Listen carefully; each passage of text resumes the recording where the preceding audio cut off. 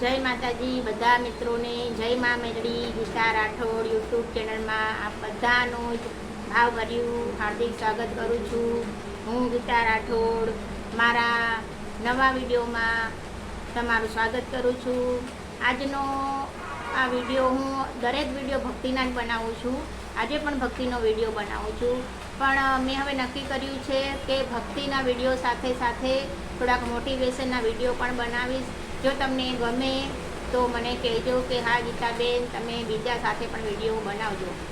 તો આજનો આપણો ભક્તિનો વિડીયો છે હનુમાન દાદાને સિંદૂર કેમ ચડાવવામાં આવે છે.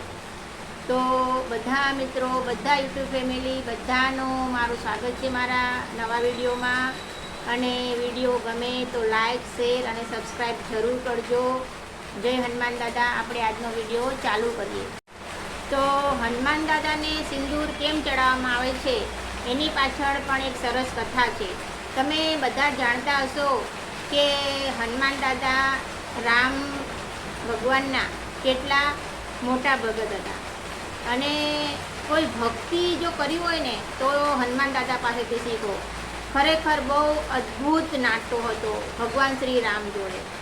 એટલે આની પાછળ પણ એક કથા છુપાયેલી છે. તમે ભક્તિ કરો તો એવી ભક્તિ કરો તો ભગવાનની અંદર સમક્ષ તમને ભગવાન સિવાય કશું જ ના દેખાય, એવી ભક્તિ કરો. એટલે હનુમાન દાદાએ પણ રામની એવી જ ભક્તિ કરી હતી. ચારે બાજુ એમને રામ જ દેખાય, રામ સિવાય એમને કશું જ નહીં દેખાય. ગમે ત્યાં ગમે તે વસ્તુમાં એમને રામ સિવાય કંઈ દેખાતું જ નહોતું. એટલી બધી રામની ભક્તિ કરતા હતા. એટલે અત્યારે હાલમાં જો હનુમાન દાદાની જે ભક્તિ કરતા હોય ને એ લોકોને ખબર હશે કે હનુમાન દાદાને જો બોલાવવા હોય, હનુમાન દાદાનું આગમન કરવું હોય તો પહેલાં શું કરવું પડે, શું બોલવું પડે? પહેલાં જય શ્રી રામ બોલવું પડે. એ બધા જાણતા હશે. કેમ કે તમે વિચાર કરો કે એટલા મોટા ભગત હતા રામના કે અત્યારે હાલમાં પણ હનુમાન દાદાનું નામ લેતા પહેલાં જય શ્રી રામ આપણે બોલવું પડે છે કે રામ લક્ષ્મણ જાનકી જય બોલો હનુમાન કી. કોઈ બી હનુમાન દાદાના મંદિરે આપણે જઈએ તો પહેલાં જય શ્રી રામ જરૂર બોલીએ છીએ. તમે બોલતા હશો કે નહીં બોલતા હોય મને ખબર નથી, પણ હું તો હનુમાન દાદાના મંદિરે જાઉં એટલે પહેલાં જય શ્રી રામ જરૂર બોલું છું. તો મિત્રો, આવી ભક્તિ જે કરે એને તો ભગવાન સાક્ષાત મળે જ છે. એટલે આપણે પણ એવી ભક્તિ કરવી જોઈએ અને સારા સત્કર્મો પણ સાથે સાથે કરવા જોઈએ. તો એક દિવસ સીતા માતા સિંદૂર લગાવી રહ્યા હતા. આ જોઈ અને હનુમાન દાદાએ માતા સીતાને પૂછ્યું કે માતા, તમે આ શું કરો છો? આ શું લગાવો છો તમે? આનાથી શું થાય? તો સીતા માતાએ જવાબ આપ્યો કે આ સિંદૂર છે, આને સિંદૂર કહેવામાં આવે છે. અને આ હું મારા પતિ શ્રી રામના લીધે મારા માથામાં સિંદૂર લગાવું છું. હનુમાન દાદાએ કીધું કેમ લગાવો છો? તો સીતા માતાએ જવાબ આપ્યો કે આ સિંદૂર લગાવવાથી રામને સુખ મળશે અને રામનું આયુષ્ય લાંબુ થશે. આ જાણી અને હનુમાન દાદા બહુ વિચાર કરવા લાગ્યા કે માતા સીતા રામ ભગવાન માટે આટલું કરે છે. તો આખી રાત એમને વિચાર આવ્યો અને પછી બહુ વિચાર કર્યો. એના મનમાં શું ચાલતું હશે એ તો રામ જાણતા જ હતા. પણ હનુમાન દાદાએ બીજા દિવસે આખા શરીરમાં સિંદૂર લગાવ્યું. મોઢામાં, માથામાં, હાથમાં, પગમાં, આખા શરીરમાં સિંદૂર લગાવ્યું. અને પછી સીતા માતાએ જોયું તો સીતા માતા હસવા લાગ્યા અને કીધું કે આ તમે શું કર્યું? તો હનુમાન દાદા બોલ્યા કે માતા, જો તમે થોડા સિંદૂરથી મારા ભગવાન રામનું આટલું સારું થતું હોય, એમનું લાંબુ આયુષ્ય થતું હોય, એમને સુખ મળતું હોય તો માં, હું તો એમનો ભગત છું માં, તો હું આટલું વધારે સિંદૂર લગાવીશ તો મારા રામનું સારું જ થશે ને.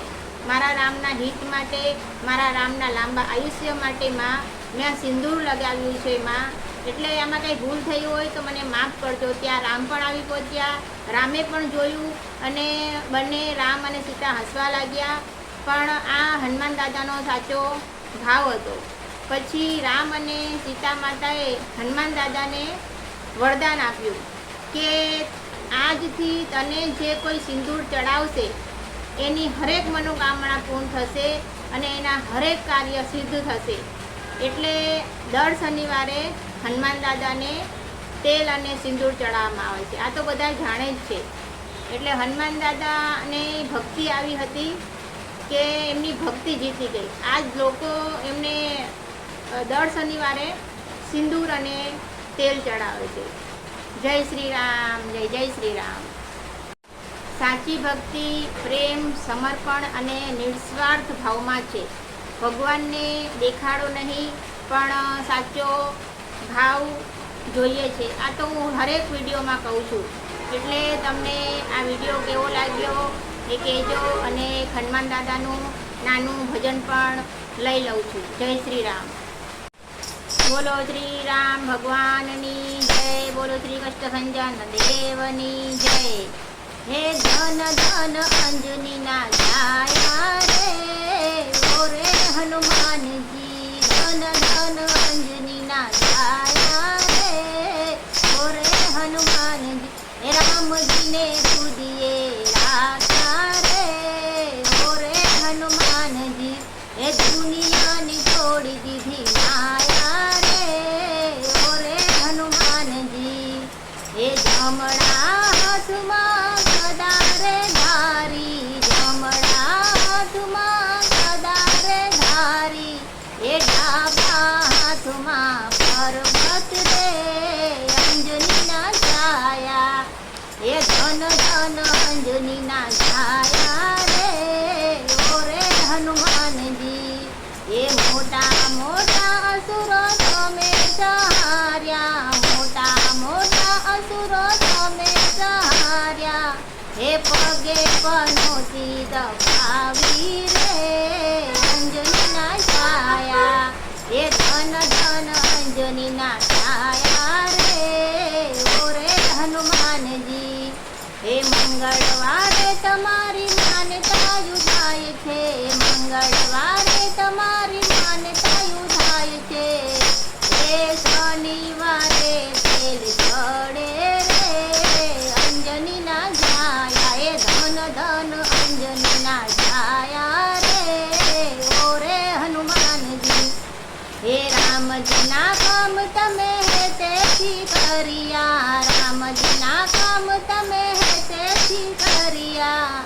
હે સીતા માતાના દુલારા રે અંજનીના છાયા. હે ધન ધન અંજનીના છાયા રે ઓ રે હનુમાનજી. હે રામજીની સેવામાં હાજરા હજુર છો, રામજીની સેવામાં હાજરા હજુર છો. હે ભક્તોના કરો રખવાળા રે અંજનીના છાયા. હે ધન ધન અંજનીના છાયા રે ઓ રે હનુમાનજી. હે ભાવે ભજો તમે બજરંગ બલીને, ભાવે ભજો તમે બજરંગ બલીને. હે મસ્ત સે કંકાસ છાડા રે અંજનીના છાયા. હે ધન ધન અંજનીના છાયા રે ઓ રે હનુમાનજી. હે દુરખિયામાં તમે ભાવથી પધાર્યા, દુરખિયામાં તમે ભાવથી પધાર્યા. હે સારંગપુરમાં સો આયા રે અંજનીના છાયા. હે ધન ધન અંજનીના છાયા રે ઓ રે હનુમાનજી. બોલો શ્રી કષ્ટભંજન દેવ કી જય. જય શ્રી રામ. તો મિત્રો, આજનો મારો વિડીયો તમને કેવો લાગ્યો? લાઈક, શેર અને સબસ્ક્રાઈબ કરજો. અને આગળથી હું મોટિવેશનના વિડીયો બનાવવાની છું, તો તમે કમેન્ટમાં જરૂર લખજો કે હું વિડીયો એ બનાવું કે ના બનાવું. અને કોમેન્ટમાં જય શ્રી રામ જરૂર લખજો. જે પણ કાંઈ ભૂલ થઈ હોય એ મારી છે, એટલે મને માફ કરજો. વિડીયો બનાવતા કંઈ ભૂલ થઈ હોય તો. જય શ્રી મા મેરડી, જય શ્રી રામ, જય દ્વારકાધીશ, હર હર મહાદેવ.